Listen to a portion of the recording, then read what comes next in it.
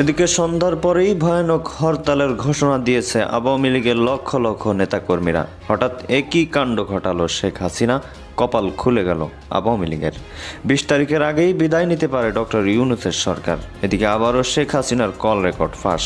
তবে এবার দিয়েছে আওয়ামী লীগের জন্য চূড়ান্ত সুখবর।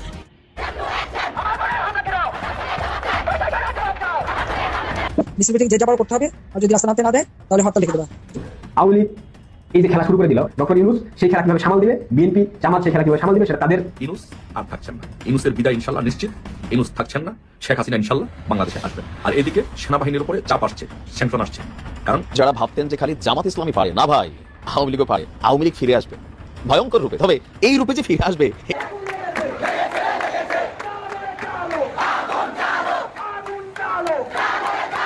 এই যে শুরু হলো খেলা, এই খেলা শুরু এই অল্প সময়ের মধ্যে যে খেলাটা শুরু হয়ে গেল আওয়ামী লীগের পক্ষ থেকে হরতালের খেলা, এটা সফলতা নির্ভর করছে আওয়ামী লীগের দেশের মধ্যে যারা কর্মী সমর্থক এই মুহূর্তে উপস্থিত রয়েছে তাদের উপর নির্ভরশীল পুরোটাই।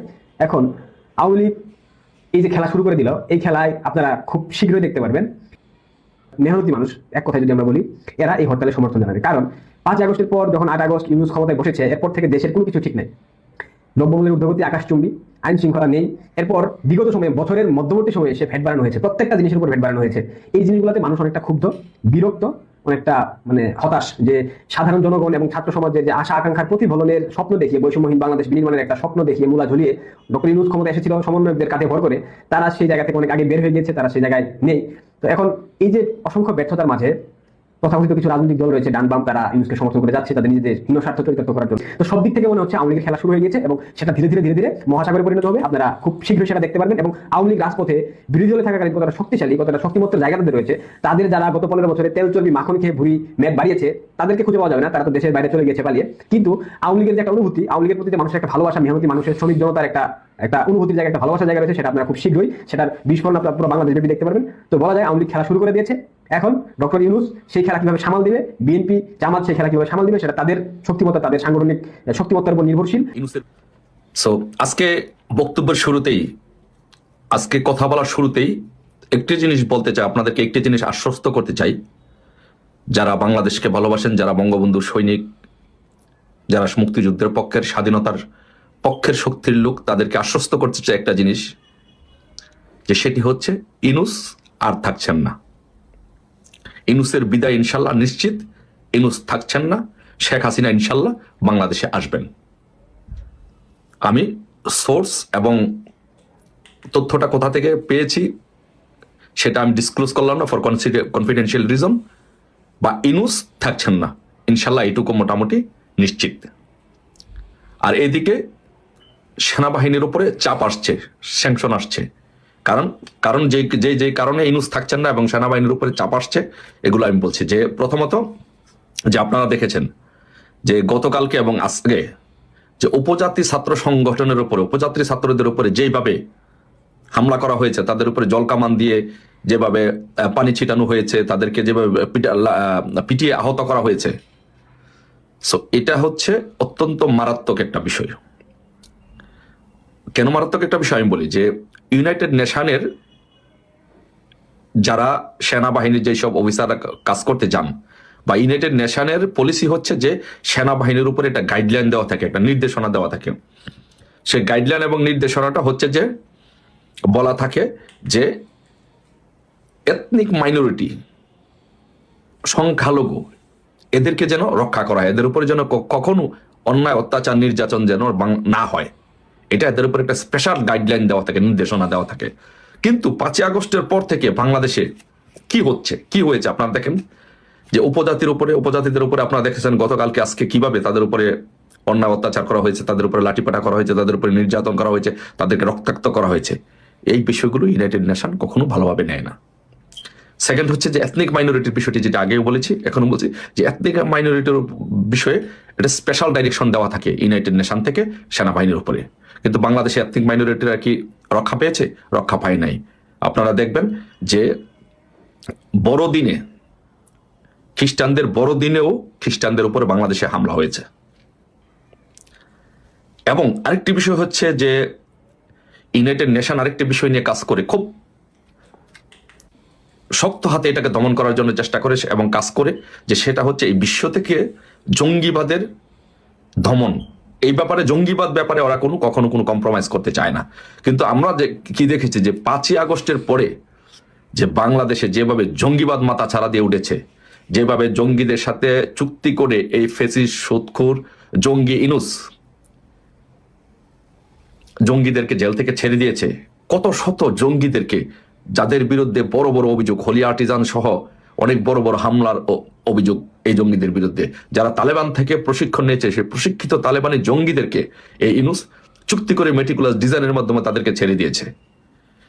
সারা বাংলাদেশে জঙ্গিদেরকে এইভাবে ছেড়ে দেওয়া এবং জঙ্গিবাদের উত্থান, সেটা কখনো ইউনাইটেড নেশন এবং মার্কিন যুক্তরাষ্ট্র সেটা কখনো ভালোভাবে নেয় না। যার কারণে একটি জিনিস আপনি দেখবেন যে আরেকটি বিষয় হচ্ছে যে দেখবে যে সেনাবাহিনীর ভিতরে জঙ্গিবাদের বীজ বপন করা হচ্ছে, এই বিষয়টিও মার্কিন যুক্তরাষ্ট্র এবং অন্যান্য দেশগুলো ভালোভাবে নেয় না। সেনাবাহিনীর ভিতরে জঙ্গিবাদের বীজ বপন করা এটি একটি অনেক বড় একটি ডেঞ্জারাস বিষয়। আর যার জন্য এই সব কারণে, সবগুলোর সমন্বিত কারণে কিন্তু আপনি দেখবেন যে ফরেন ইনভেস্টমেন্ট কিন্তু বাংলাদেশে একেবারে বন্ধ হয়ে গেছে।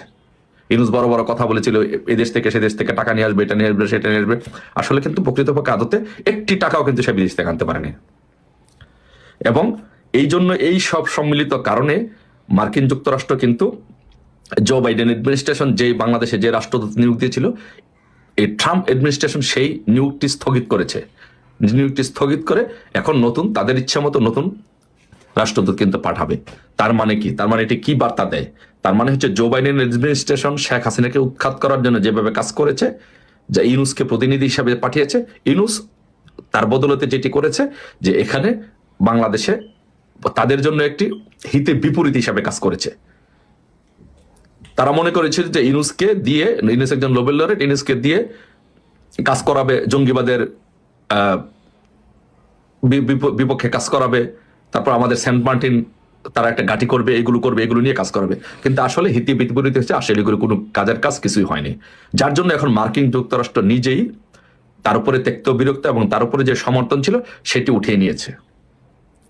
এবং এটি মোটামুটি নিশ্চিত থাকেন যে ইনুস, এই ইনুস, জঙ্গিবাদের মদতদাতা ইনুস আর থাকছেন না। তার বিদায় ইনশাল্লাহ সুনিশ্চিত। সে যেতে হবে, খুব শীঘ্রই সে যেতে হবে। খুব শীঘ্রই বঙ্গবন্ধু কন্যা মাননীয় প্রধানমন্ত্রী শেখ হাসিনা বাংলাদেশে ফিরবেন। আর আরেকটা বিষয় আপনারা দেখবেন যে এই ইনুস যে বাংলাদেশের জঙ্গিবাদের যে উত্থান করছে, জঙ্গিদেরকে ছেড়ে দিচ্ছে, এটার কিন্তু প্রমাণ হয়েছে, অন্যতম প্রমাণ হচ্ছে যে আপনি দেখছেন যে প্রথম আলো এবং ডেইলি স্টার আওয়ামী লীগ সরকারকে হটানোর জন্য ব্যাপকভাবে কাজ করেছে। সেই প্রথম আলো এবং ডেইলি স্টারের অফিসে কিন্তু তারা এই জঙ্গিরা যে ভাঙচুর করেছে, হামলা করেছে। তার মানে হচ্ছে বাংলাদেশের জঙ্গিবাদ এমন একটি পর্যায়ে গিয়ে পৌঁছেছে যে তাদেরকে এখন কন্ট্রোল করাই ডিফিকাল্ট হয়ে পড়েছে। এই জন্য মার্কিন যুক্তরাষ্ট্র, ইউনাইটেড নেশন সহ পশ্চিমা বিশ্বের কোনো দেশই চায় না যে ইনুস থাক, বাংলাদেশে জঙ্গিবাদের উত্থান হোক। তাদের একমাত্র ভরসা বাংলাদেশে যে জঙ্গিবাদ নির্মূলে শেখ হাসিনার যে ভূয়সী প্রশংসা এই বিশ্ববাসীর কাছ থেকে কামিয়েছে, এই জন্য তারা আবারও চায় যে শেখ হাসিনাই বাংলাদেশের হাল ধরুক। শেখ হাসিনার মতো এরকম জঙ্গিবাদ নির্মূলের বলিষ্ঠ ভূমিকা যারা রাখতে পারে, এরকম নেতৃত্ব বাংলাদেশে থাক। এই জন্য কিন্তু আপনারা দেখবেন যে সাবেক উইকিলিক্সে প্রকাশ হয়েছে যে সাবেক মার্কিন রাষ্ট্রদূত কিন্তু এই বাংলাদেশের জঙ্গিবাদ নির্মূলের ক্ষেত্রে শেখ হাসিনার এবং আওয়ামী লীগ সরকারের ভূয়সী প্রশংসা করেছে। তাই ইনশাল্লাহ সবকিছু মিলিয়ে বাংলাদেশে ইনশাল্লাহ জঙ্গিবাদের উত্থান হতে বিশ্ববাসীও দিবে না, আমরাও দিব না। এই ইউনুসের জঙ্গিবাদের মদতদাতা জঙ্গি ইউনুসের ইনশাল্লাহ অচিরেই বাংলাদেশ থেকে পতন হবে। বাংলাদেশে আবারও সেই জঙ্গিবাদ নির্মূলের হাতিয়ার আমাদের প্রধান নেত্রী বঙ্গবন্ধু কন্যা শেখ হাসিনা বাংলাদেশে আসবেন, বাংলাদেশকে আবার উন্নয়নের মহাসড়কে নেবেন ইনশাল্লাহ। ইউনুসের নিশ্চিত পতন। আমাদের সকলকে ঐক্যবদ্ধ থাকতে হবে, সকলকে ঐক্যবদ্ধ থেকে যার যার জায়গা থেকে সবাই কাজটা করে যেতে হবে। কেউ কারোর জন্য বসে থাকলে চলবে না। এখন আমরা যারা আছি প্রত্যেকটি কর্মী আমাদের নেতা। এখানে কেউ কাউকে বড়ভাবে বিশাল বড় করে নেতা দেখার কোনো সুযোগ নেই। প্রত্যেকটি বাংলাদেশের প্রত্যেকটি আওয়ামী লীগের কর্মী এক একজন নেতা। আপনারা আমাদের নেতা। আপনাদের নেতৃত্বে ইনশাল্লাহ দেশে বঙ্গবন্ধু কন্যা শেখ হাসিনাকে বাংলাদেশে 1 কোটি লোকের গণসংবর্ধনা দেওয়া হবে। সবাই ভালো থাকবেন ইনশাল্লাহ। জয় বাংলা, জয় বঙ্গবন্ধু। দেখা হবে। দর্শক, আবারও উত্তপ্ত রাজধানীর সচিবালয় হাইকোর্ট এলাকা। দর্শক, হাইকোর্ট এলাকায় পাহাড়ি ছাত্রদের উপর পুলিশের লাঠিচার্জ, জল কামান নিক্ষেপ, একেবারে রণক্ষেত্র পরিণত হয়েছে হাইকোর্ট এলাকা, সচিবালয় এলাকা। দর্শক, একেবারে রণক্ষেত্র, একেবারে উত্তপ্তকর পরিস্থিতি সৃষ্টি হয়েছে। দর্শক, মনে আছে যেই ছাত্রদের আন্দোলনে 5ই আগস্ট শেখ হাসিনার পতন ঘটেছিল, সেই ছাত্ররা কিন্তু আবারও উত্তপ্ত করে ফেলছে রাজধানীর গুরুত্বপূর্ণ এরিয়া, সচিবালয় এবং হাইকোর্ট এলাকা। দর্শক, দেখেন কি ঘটেছে। দর্শক, নিশ্চয়ই আপনারা ভিডিওর স্ক্রিনে একটা স্ক্রিনশট, একটা ছবি দেখতে পাচ্ছেন। দর্শক, কি পরিমাণ পুলিশ লাঠিচার্জ করেছে চিন্তা করেছেন? দর্শক, খবর বলা হচ্ছে, দেখেন খুবই গুরুত্বপূর্ণ, দর্শক খুবই ইম্পর্টেন্ট। রাজধানীর হাইকোর্ট এলাকায় সংক্ষুব্ধ পাহাড়ি ছাত্রদের উপর পুলিশের লাঠিচার্জে 6 শিক্ষার্থী সহ 7 জন আহত হওয়ার খবর পাওয়া গিয়েছে ইতিমধ্যে। বৃহস্পতিবার 16 জানুয়ারি দুপুর 1:15টার দিকে হাইকোর্টের সামনে দিয়ে সচিবালয়ের দিকে যাওয়ার সময় এই ঘটনা ঘটে। আমরা দেখতে পারলাম দর্শক, একেবারে রণক্ষেত্র পরিণত হয়েছে। পুলিশের ব্যারিকেড ভেঙে টেনে হেঁচড়িয়ে শিক্ষার্থীরা সচিবালয়ের ভিতরে ঢোকার চেষ্টা করেছিল, কিন্তু পুলিশ লাঠি চার্জ করে একেবারে মাটিতে শোয়ায় ফেলেছে সাধারণ শিক্ষার্থীদেরকে। এরপর আমরা দেখেছি গরম পানি, যেটাকে বলে জল কামান, সেটা উড়াদুরা শিক্ষার্থীদের উপর ছেড়েছে।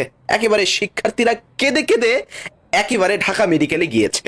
এরপর বলা হচ্ছে, আহতরা হলেন ঢাকা বিশ্ববিদ্যালয়ের আইন বিভাগের 3য় বর্ষের শিক্ষার্থী তাসমিয়া তাবাসসুম, জহিরুল ইসলাম রিয়াদ, নর্দার্ন বিশ্ববিদ্যালয়ের বাংলা 1ম বর্ষের মারুফ হোসেন, ঢাকা কলেজের অর্থনীতি বিভাগের 3য় বর্ষের শিক্ষার্থী তৈয়ব ইসলাম, জগন্নাথ বিশ্ববিদ্যালয়ের সাংবাদিকতা বিভাগের 4র্থ বর্ষের ইবান তাহসিব, ইডেন কলেজের সমাজকর্ম বিভাগের 4র্থ বর্ষের শিক্ষার্থী সুমাইয়া খাতুন এবং একজন হচ্ছে পথচারী মোহাম্মদ বাবুল।